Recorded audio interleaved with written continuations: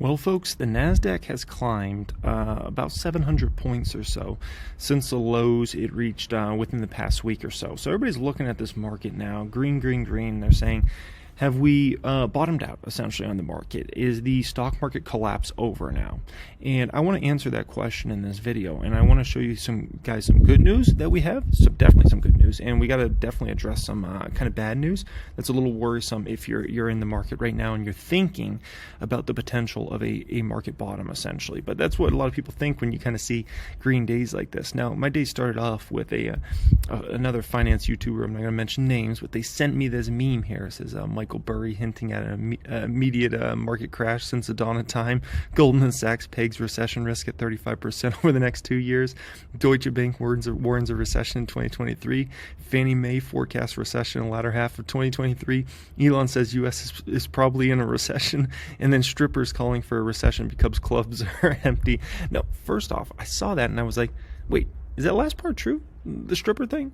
Because I was thinking about that and I was like, man, I'm going to have to dig in on this because I was thinking, man, I remember all the strippers that follow me on Instagram. So shout out first off to all the strippers that follow me. I appreciate you guys. And, I was like kind of concerned. I was like, man, I'm kind of worried about this. Is this true? So I had to do some in-depth research here.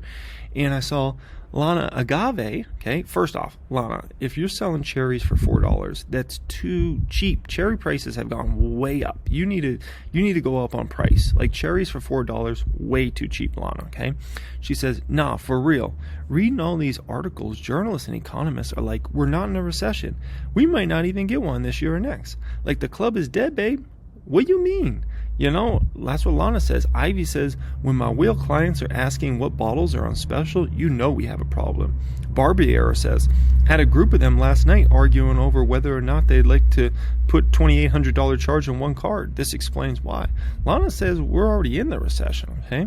You got this one saying, I'm not going to even mention that name. She says, the strip club is sadly a leading indicator, and I can promise y'all, we are in a recession. Yeah. And then Blue L Babe says, big facts. I keep saying this, she says, okay? So nonetheless, guys, it's not looking good, man. It's not looking good. No, in all seriousness, should we take this serious or should we not take this serious? Like, if the strip club's not busy, that means some people probably don't have some extra money to spend. I don't know. We're going to have to see the OnlyFans numbers too at some point and see if that's going down as well. If that's going down as well, then we're really in some trouble, okay? So here today, everything's climbing, right? Tesla, AMD, Nvidia, Shopify, Intuit, the FB, Amazon, like everything's climbing. Now, first off, Shopify.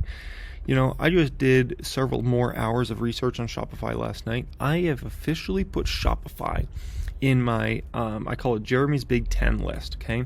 And what this is essentially is it's 10 stocks that for the next 24 months, I'm going to buy these stocks regardless if they go up in price, down in price as far as their stock price goes, but just like companies I really believe in for the next 5-10 years that I think are significantly undervalued. And I put Shopify in that group right now, and I absolutely love that one, okay? Now we're going to talk about Nvidia in just a moment because something very, very important happened with Nvidia here today, guys, that we got to talk about. But Intuit's up big, Meta's up big, Amazon's up big.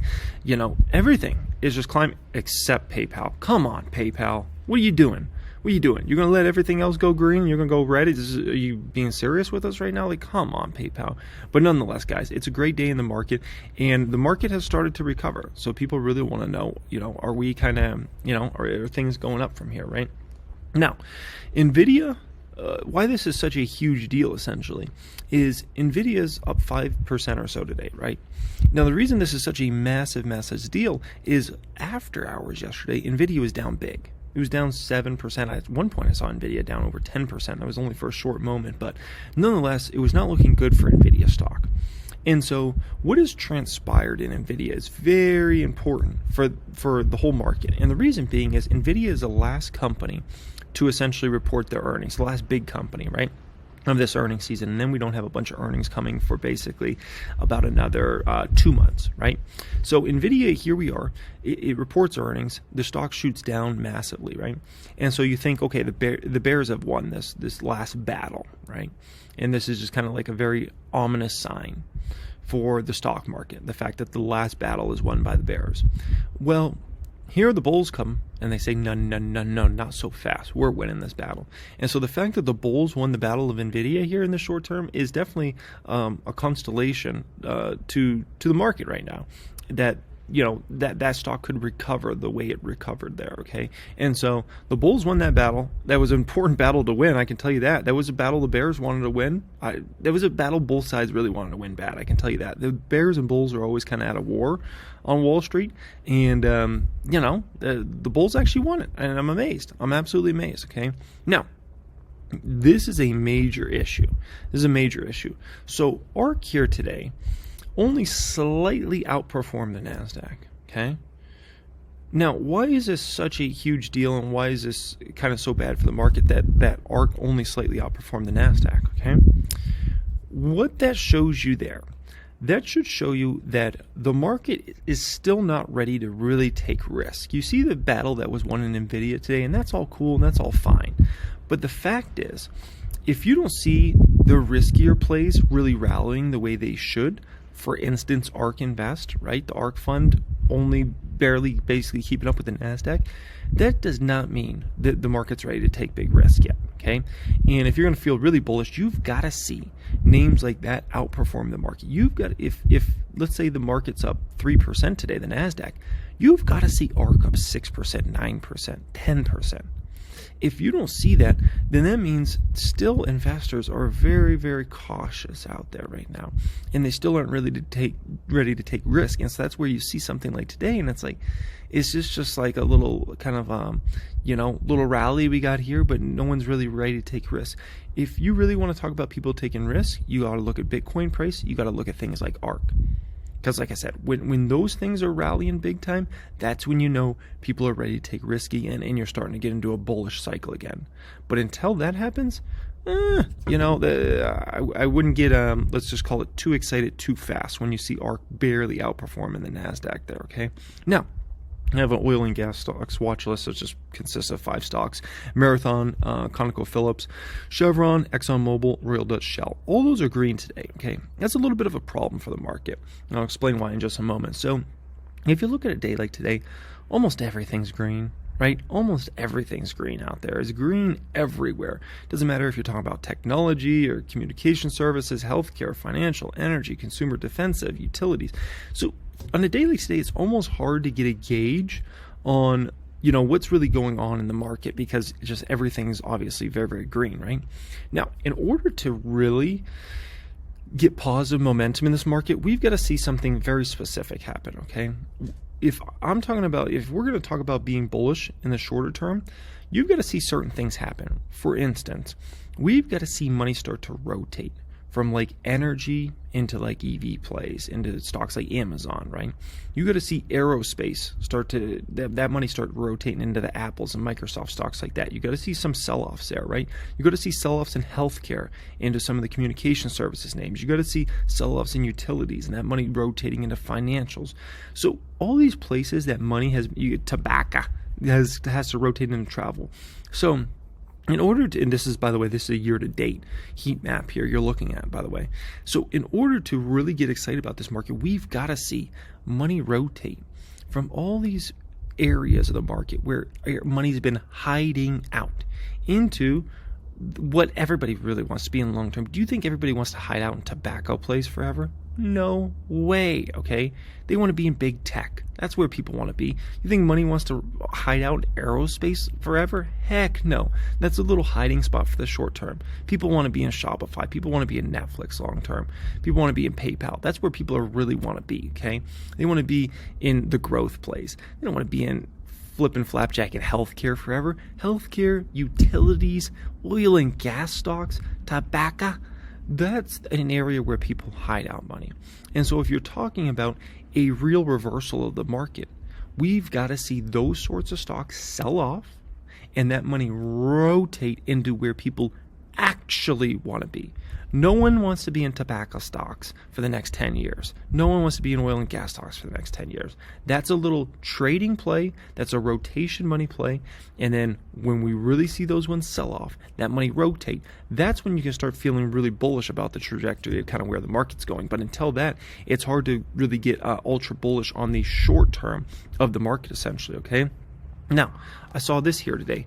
Home listings suddenly jump as sellers worry they may miss out on the red hot housing market, okay? We haven't seen how the market will react, essentially, when the real estate data just gets worse and worse. We've already got a little start here of some worrisome things about the housing market. Now, let me tell you this, okay? If there's anybody out there that's thinking about trying to list their house this summer, dream on. Unless you sell that thing for like pennies on the dollar, you ain't moving your house, okay? That's the bottom line with that. The real estate market is already so fast in the last 30 to 45 days has dropped off a cliff. Wait till you start seeing the numbers come out this summer. And here's the deal. Mortgage interest rates are likely going to go up more this summer. We're going to probably hit 6-7% on a 30-year on average this summer, okay? Disaster. Buyers are already drying up faster than that mountain's dried up back there, okay? And so how does a market respond as the real estate information gets worse and worse? Because we know the stock market has a few brothers, okay? It has its little brother, which is a crypto market. It has its big older brother, which is the bond market. And it has its twin brother, which is a real estate market, all right? And they all react a little differently. But the stock market has not reacted very well to when its little brother was hurt, crypto. The bond market has been a mess. It didn't react well when its older brother got hit. And how's it going to react when real estate falls apart over the next 6 to 12 months? That's the next thing we got to really see is how does it respond as real estate starts to crumble? And so, just wait to see how bad this real estate data gets. The home builders, their next quarterly reports, they'll all be reporting around July, August, their next ones. Wait to see how much they say demand has fallen off a cliff. This past earnings report, they've kind of like sugarcoated things a little bit. It's like, oh, it might be seasonal trends, blah, blah, blah. There ain't going to be no seasonal trends. There ain't going to be no BSing around that. They're going to have to call it the way they see it, and it's going to be ugly. And so how does the market react to that? We're going to have to see, okay? Now, the bulls and the bears almost never agree on anything, okay? The bulls and bears almost never agree on anything. But I try to keep up with what the bears are saying, what their beliefs are, and obviously what the bulls are saying, what their beliefs are. And especially when it comes to a lot of the people that are more into the technical data and more into the trading type stuff, right? And more of the short-term players. And these folks never agree on anything. But gosh darn it, there's actually one thing all these folks are actually agreeing on, okay? And that one thing is these folks all feel we're going to have a ripper rally this summer, at least in June, July. And so I'm like, what? The bulls and the bears never agree on anything. And they're actually agreeing on this ripper rally. And so if you look at the market, right, when you look at the market, it is very, very clear that we are in a moment in time in the stock market where we are way oversold and we are due for a bounce. Like not like back to all-time highs type bounce, but at least like a 1 to 2 month type bounce in the market. It is very clear, okay? You don't have to be a professional trader to understand that, okay? But at the same exact time, okay, and I gotta go inside and I gotta explain this better because here's the deal. The sun's starting to hit this computer and I think my computer's gonna go boom. All right, I brought this show inside. So the thing that I'm curious about is bulls and bears agree on this, right? But the situation we have here is from the bull side, right? We still have a lot of bad news coming. It is, I'm obviously a long-term optimist, right? And I'm somebody that buys stocks regardless if we're in a bull market, bear market, kangaroo market, or anything, okay? But I can tell you there's no way economic numbers are going to be good over the next 6 to 12 months, and especially over the next 6 to 12 months. I see things just getting worse and worse and worse economically. I think unemployment's going to start to climb probably in the summer as you go into fall time. I think real estate's going to fall off a cliff, okay? And so I don't think we're going to see anything positive from the economy and economics numbers wise. And so the question is, over this summer, can the stock market brush off even bad economic data and even like everything's getting a little worse, right? Can it brush it off and say, you know what, regardless, we're still going up, right?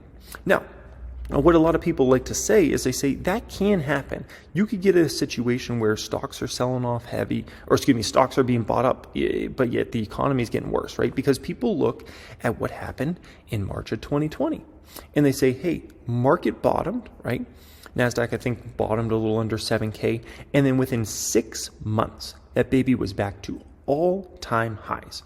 And so that's what a lot of folks look at and they say, see, you got all during that time, you had unemployment climb to pretty much the highest levels we've seen since the Great Depression.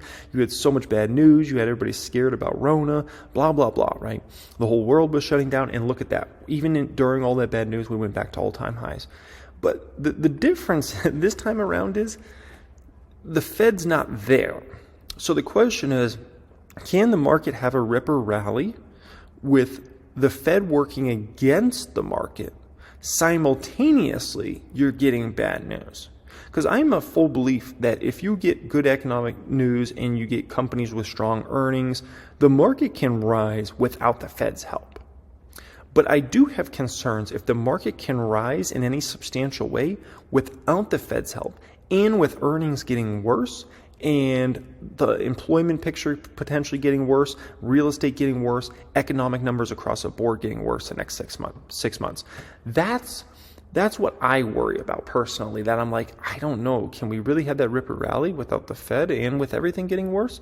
If we can, that is definitely a very, very bullish signal. I don't think I can go back at any time period in history where I can say that ever happened in terms of any substantial rally, where all the economic news got worse, where company earnings were being missed left and right, guidance was being pulled down, the Fed wasn't there to help, and the market went up. I don't think there's a time period I can look at where that happened.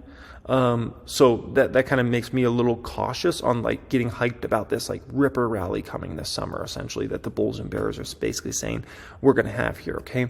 Now, as far as me personally, you know, you guys ever seen the movie Forrest Gump, right? He's running. You know, how do I feel about the potential of a ripper rally? Well, you know, as Forrest Gump was just running, I feel like I've just been running the last 7 months. I've been buying stocks left and right, and deploying as much into the market as possible. And so, I'm not tired. I don't mind if the market keeps going down. And, we just keep going down in a straight line and just keep buying. But at the same time, I'll be honest, I wouldn't mind catching my breath for a little bit. If I can catch my breath for a little bit, that might not be the worst thing in the world, right?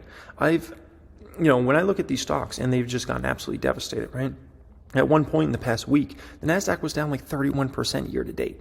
31%. It was insane, right? Through 5 months of the year, I can't look at that sort of market and do anything but buy. So I've been running, just buying, right? I mean, I wouldn't mind catching my breath for a little bit, so I welcome that. If I can catch my breath for a couple months and maybe, cash up a little bit, I wouldn't complain. So I always kind of put myself in a position, a window, no matter what. The market keeps going down, I'll keep buying stocks. I'll just deploy, right? And keep picking up these stocks for very discounted prices. But if the market goes on some beast rally while the economic news is just getting worse, okay, maybe I'll cash up a little bit then. That doesn't mean selling off stocks, but that maybe just means not deploying as fast into the market. So that's kind of the way I look at it. But I would love to hear your guys' opinion. What do you think about the ripper rally potentially coming this summer? Do you agree with the bears and bulls, or do you think we got more downside ahead? I would love to hear your guys' perspectives as always in that comment section. Much love. And also, if you're looking to join my private Discord chat and all that fun stuff, get access to all the course curriculums, check out the pinned comment down there to apply to become a member in there with myself and all the 6- and 7-figure members. Much love and have a great day.